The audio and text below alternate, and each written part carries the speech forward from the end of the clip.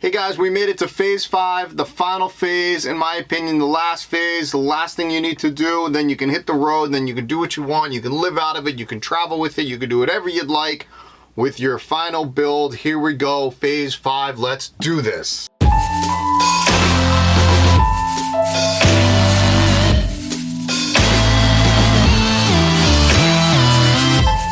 Phase 5 is really cool and it's fun, and it can be a little stressful. You know, follow the proper steps, then you should be able to have fun with this.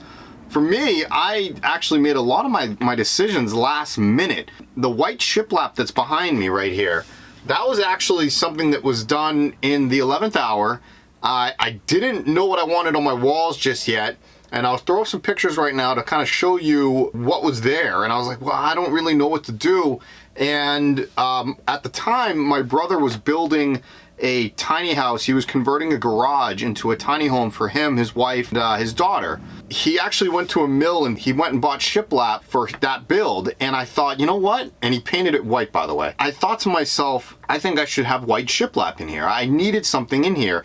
And at the time, right before I wanted with the shiplap, I wanted like a wall that was like pallet boards, because I'm into pallets. I'm into pallet building. I do reclaim builds out of pallets, so I thought, how cool would it be to have different pallets all over the walls, like different colors and just like a different array of pallets, like a pallet wall. Thought that would be really kind of cool. And my dad was really adamant about me not doing it that way. And I decided to go with this white shiplap. I was gonna buy the shiplap at a mill.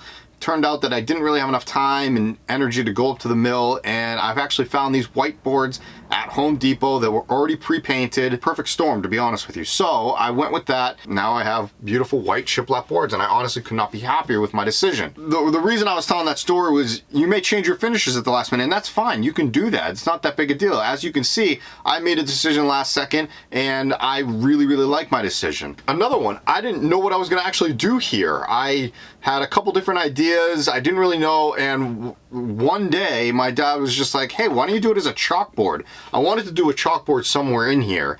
I was actually gonna do it right behind me, and he's like, why don't you just make your whole door a chalkboard? A genius idea. So that's what I came up with there. Or actually, thanks Dad, that's what he came up with there. The reason for that is your finishes can be whatever you want. And one of the coolest things about finishes is they're probably the easiest things to change. For example, my kitchen cabinetry, I've thought about changing, and I'll throw this out there, maybe you guys can comment below and let me know what you think I should do. If you've watched some of the other phases or if you've seen my other videos, you'll notice that my ceiling is like ripped down plywood that's in strips, and underneath it is a white, just a white backer, and then there's strips of dark walnut plywood. I thought about doing something similar to that. It would be like strips of plywood or strips of, you know, I don't know, whatever, just strips of wood, probably a white. And then as a backer, it would actually be matching the same teal that's on my upper cabinet. So you'd be able to see very little bit of the teal, and you'd have strips of white, and that would be my my kitchen, pretty much the kitchen cabinetry. Let me know if you think I should do that or should keep it natural the way that it is. Right here is the same color that's on my kitchen cabinetry. It's just a natural stain. To be completely honest with you, I probably have way too many colors in here, and I advise you not to have so many colors. As your finishes, I have, these are all the stains. I have a dark walnut, I have a vintage aqua. This is a weathered white, which is like an off-white, early American, and a natural, which is what this is. That's too many. We shouldn't have that many. The table I'm leaning on right now, the table was custom built by me. It's made to look like bricks because I love bricks. If you watch my other videos, you'll probably see that as well. You'll notice that I adore the look of brick, and I like to change up. I like to change up the different color tones.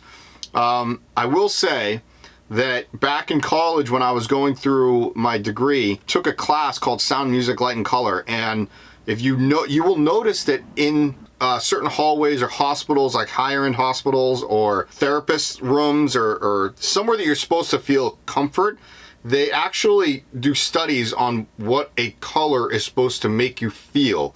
You can Google that. You can actually see what the different types of colors will play mind tricks on you and make you feel a certain way. That's why you'll see some of these vans are done completely white. White makes the space look bigger. If you have everything dark inside of a small space, you're gonna feel very confined. You're gonna feel it's not gonna feel good in here. It's gonna feel more almost like a bat cave. As cool as Batman is, I don't know if I wanna be in like a bat cave. You'll see a lot of people that have a lot of light colors, a lot of whites. Try and do something along those lines. I have a gray tone. I have the natural wood, I have the white obviously, and for color and pop I have the teal or vintage aqua. Splashes of darkness is okay. I'm just letting you know, if you have a lot of dark, it's gonna feel a little confined. Think about that when you are doing your finishes. Kind of forgot to go over this in the other phases, but it's actually kind of cool that I left it to the last phase. The water tanks. You have to have, I talked a little bit about it in the plumbing section, but you have to have water tanks. You have to have a fresh water and a gray water tank. Fresh water obviously is what it sounds like. It's fresh water. For me, I get the water actually at a gas station, or I will find an outside spigot at like a hotel or something like that. Oops. And I actually just hook up my water hose, turn it on, and then just fill up my water tank. My water tank's 18 gallons. It holds plenty. It lasts me, if I use it a lot, which I do use it quite a bit. I use it daily, obviously. I'd say somewhere around a week. I usually have to fill up 18 gallons worth of water every week. It's not that big a deal. It's easy. I also have a gray water tank. Gray water is the water that goes out of your faucet down a drain. It's and then there's a third tank called black water tank, but I'll get into that in a second. The gray water tank, it's mounted underneath on the outside, so I can drain it outside. It's very easy. I have my fresh water inside, just in case I do go to colder climates.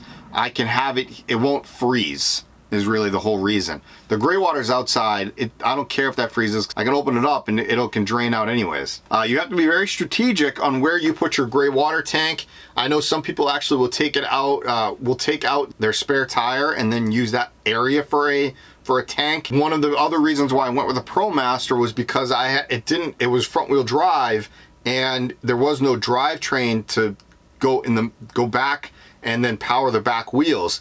All of it is open underneath the van. There's a lot of space there. I have plenty of room to mount a gray water tank underneath. The Sprinters, I believe, and the Ford Transits are a little bit higher off the ground, so you actually might have a little bit of play to mount tanks underneath. I'm not sure about that, but I do believe that they are higher. Black water tank is what it pretty much sounds like. For me, I don't have a black water tank because my toilet is a porta potty toilet, and the black water tank is actually connected to the toilet. It's a cassette style, so I disconnect the upper part of the toilet, which actually holds like a fresh water, has a self flushing mechanism, and the bottom part is like a suitcase where I can carry into any restroom and dump it into a toilet or into a dump station. When you are looking for toilets, a lot of people use composting toilets. I liked my porta potty. It's made by Thetford. I really like it a lot. They actually had a nicer one that I was gonna get. It was more cassette style, but it's also mounted. You have to mount it to like a wall. And this porta potty style is actually more designed for people that like are disabled where they can't leave the room. They have it right there in their room, and it's actually perfect for RVs. It's Thetford. The link is obviously below in the description. Check that out. I really like it. That expensive. It's like 130 bucks. For me, I waited until the end to do my finished flooring, which was the vinyl flooring. I went a little bit nicer on the vinyl flooring. There's two different types of vinyl flooring. You can get the peel and stick, the locking vinyl flooring. It's a little thicker. It's nice, and I went with that one, and I truly love it. Actually, vinyl flooring is great. You can use other types of flooring, but I think for van life, vinyl flooring is the best.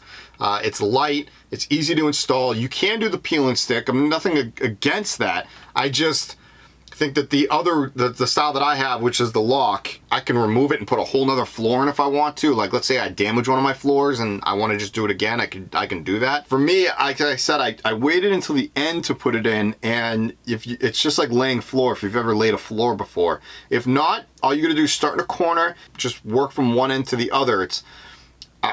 In my head, I made it a lot harder than it was, and then I started doing it, and I was like, it's really not that hard. It's actually pretty easy. It's really hard to cut. When you take an X-Acto knife and you cut it, you have to kind of go through it a couple times, and then it'll just break. Make sure you mark it correctly, then cut again, and then it'll break. Or you can also do what made it easier at the end was I took a blowtorch and you just heat the back of it and then it'll cut it like butter actually. It's really, really cool. Especially if you need to get like in tight corners and things. Blowtorch helped out a lot. One of the things that is really useful in van bed making is, or the mattress, is the memory foam. You can get a decent priced memory foam mattress on Amazon. Why do I say to use the memory foam mattresses is because you can actually just cut them. You take off the covering of them and you, like what I did was I like measured it out and I drew with like a marker and I literally just cut it with like a steak knife. It wasn't a steak knife, it was like it was a big blade knife, but it was a big knife and I just cut it and that's how easy that was. I didn't realize. Some people use like a circular saw, which I've seen done. It's also cool. I just used a knife, I drew with a line and I just cut it and I put a sheet around it and it worked. Bada boom, bada boom. You get yourself a cool little mattress and it's custom made. It's custom to fit into the nooks and crannies of wherever your bed may be. It's so easy. You can find some good memory foam mattresses. I think the 6-inch was perfect. The 4-inch was a little thin. I love my 6-inch mattress now. You know, if you really want to go real comfort, you can go 8 or 10 inches, but we don't have that much room to play with. When you're picking your linens or your bench covers or your pillows, just obviously go with the color tones that really kind of make sense. Will work with the rest of the van. If you want to keep it all white, then keep it all white. All in all, really what I'm trying to get to here is have fun with it. Go to different stores, go and check out different vans, go and look at as many pictures as you can, kind of get some ideas on finishes and colors, do some test pieces with stains if you're going to do some staining, do some painting, do some test pieces. This is going to be your van. I'm going to give you a little thing that I kind of want to do actually. I saw this on somebody else's van and what's big right now and really popular are these river tables. They're made out of epoxy. And a couple of the van builders are doing this now, which I think is really, really cool, is they're making these tables. Like I have my table here that slides out. Other people have different type of tables that'll they'll put onto a pedestal or they'll have like swing out from somewhere or they'll have like pop up or they'll fold down. Whatever your table does, it's cool. I saw somebody have a table. It was like a swinging table, I want to say. It was on a swivel. And it was a river table and it was like it was a live edge river table. If you don't know what that is, it's really, really cool. I'm getting into building them myself. They are expensive, but man, how cool would that be to have a river table inside of your van? When this table, I love my brick table, but when it does go, maybe I will work with epoxy to kind of do another table here. Comment below if you think I should do a river table or some sort of epoxy table here. I actually built an epoxy cutting board as a test piece because I'm getting into wall art and using epoxy. So I know how to use epoxy. It's really cool and it's a lot of fun to work with. So if you think I should do that, comment below and let me know what your thoughts are on the epoxy river tables because they are so cool. So yeah, I really think that you should just have fun with it. Enjoy the process of finishing up the van. Take your time with it. For me personally, I was a little rushed on it. I wish I had a little more time on picking out things, but sometimes in the end, rushing through something, actually you come up with your best ideas and it just kind of works together that way. So take your time. I actually thought my van was gonna be a completely different look, but during the building process, I kind of saw how it was coming along and I was like, oh, I guess I'm running with it this way. And I did. Hey, whatever works, right? Enjoy the process. Go to Home Depot, go to Bed Bath & Beyond, go to Target, go to Walmart, go have fun. Hopefully the ideas were flowing for you. Do not skim on draw guides. I can't say that word very well, draw, because of my accent, but don't skim on the draw guides. Get some really nice draw guides. I have two really nice draw guides. The draw guides that hold my refrigerator are heavy duty. I think they're like 500-pound capacity because you never know how much you're gonna put in your refrigerator. They're really nice, they're really well done, they're expensive as heck, but you know what? They glide really easily. And I got the same exact ones for my bathroom. I got the same exact draw guides for a shelf that I built that has my toilet on it and my toilet slides out. So I never have to like take my toilet out of the shower when I do want to shower. Before I had that shelf, it was inside the shower. If I wanted to use the shower, I had to take it out, put it on the floor, go into the shower. And now I just slide that bad boy out. So those draw guides are really cool. The draw guides are in my kitchen. I don't really like all that much. I might get nicer ones. We'll see what happens in the future, but don't skim on draw guides is what I'm saying. All right guys, so not only was that the end of phase 5, but that is the end of my build series. What I did, what some other options could be. Hopefully you got something out of this. Please, please, please, please like, share, and subscribe. Comment below. If you notice, I do reply to every single question that is asked on my comments. I will continue doing that as much as I can. I like any constructive criticism. I am open to it. You know, hey, did you ever think about doing like this? Or why didn't you do it this way? I am more than happy to answer any of that. Is this van for sale? I don't know. Give me a good offer and we'll see. Alright, so that's the build series. Again, I really hope you enjoyed it, and thank you for tuning in. I will see you soon with my vlogs. Probably post some more stand-up comedy. I'll probably post some more building. I'll definitely do a lot more vlogging. I have some travel plans coming up, so stay tuned for those as well. I have a really cool... I have a couple of projects in the works that I really don't want to say, but one is a documentary series that I'm self-producing, self-directing, self-writing, self-everything. I'm not getting anybody involved. I'm doing it all myself. It's a docu-series I am passionate about. I'm a documentary snob, so it's a docu-series vlog kind of a thing. Documentary series that's kind of like vlogging. Vlogging and blogging are different than a documentary, and this is kind of a mixture of both vlogging and documentary. It's a vlogumentary. Did I just make that up? It's a vlogumentary, but it's a vlogumentary series. That's not a word. So anyways, check that out. Really guys, I appreciate everybody's love and support, and please like, subscribe, and share with your friends, and I will see you on my next vlog. Later.